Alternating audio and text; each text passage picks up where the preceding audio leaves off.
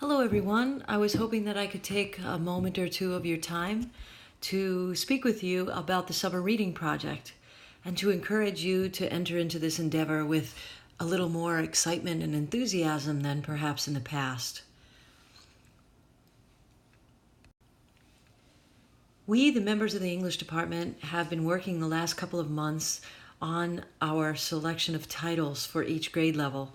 And while we have retained some of the classics, and you can see those classics here, we have infused the list with some newer selections as well, hoping to appeal to some different tastes.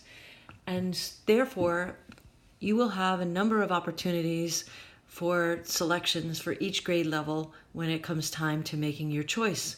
And out of that list, you are required to read 2 books over the summer. That's not really an onerous task when you think about it, because we're off for 10 weeks. And so what does that amount to? Maybe 1 book every 5 weeks? Again, it's not supposed to be burdensome. It's supposed to be an exercise that hopefully will be an enjoyable one for you. There is a new wrinkle, though. Unlike in the past when you can download the novel in a digital form, or you could go to the library and secure a copy in that fashion, now we are asking that you purchase the 2 books that you're going to read. Why? Because you're going to be writing in those books. They are going to be in your possession, and you are going to mark them up.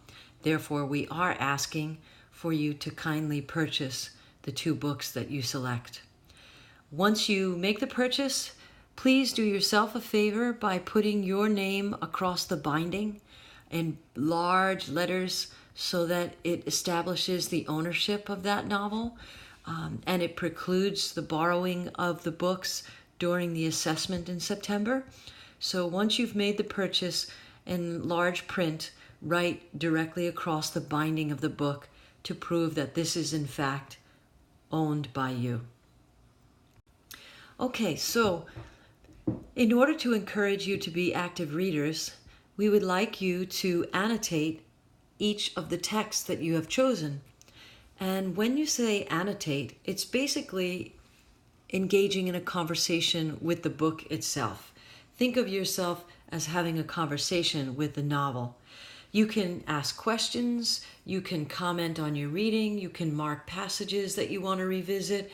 The annotations become a permanent record of your conversation with the text. It creates this text-to-self connection. And it's something that you will be able to have full use of during the assessment in September. So what should you annotate? Well, first of all, you don't want to mark everything, because if you mark everything, then nothing really is going to stand out. So you don't have to have markings on every single page. But what should you be looking for? Definitely plot element development, some key ideas, perhaps vocabulary words that you may not be familiar with, or words that seem to be out of your normal lexicon. Even word choices, particular verbs or adverbs that are inserted that seem to add power to a descriptive passage. Any figurative language, thematic development, characterization, symbols, objects that on one level seem to be quite simple, but certainly take on a much deeper and more abstract meaning as you go through the text. And you can do that through the use of brackets or parentheses. You can use asterisks. You can make marginal notes with Post-its. You can use a highlighter and highlight certain things. You can see here in the text of The Storyteller's Secret by Sajal Badani, there are Post-its on a number of different pages. And those Post-its represent areas that seem to resonate with the reader. One of the beauties of reading is that every person brings something different to a book. There might be something in chapter 5 that really rocks you, and I might have not paid much attention to that development in chapter 5. And that's merely because we are 2 separate human beings who have different lenses from which we view things. And I think that's what makes the reading experience such a wonderful endeavor for all of us to participate in. There are different aspects of a text, whether it's a character or a line or a scene, that might really, touch you deeply. And for someone else, it may not have that kind of resonance. And I think that's what makes literature so fresh and so exciting. Of course, there are major moments in every text that cannot be missed or cannot be omitted, and I'm not necessarily referring to those. Of course, we want to draw attention to those no matter who we are, but certainly there is an individual perspective that comes into play when we're talking about annotation. Here's an example of 2 annotated pages from that book, The Storyteller's Secret. In this case, the reader has color-coded different things. So everything that is in pink happens to tie into literary devices, whether it is a figurative language of alliteration or the use of symbols. Here the character is untying her hair fastener and shaking her hair loose.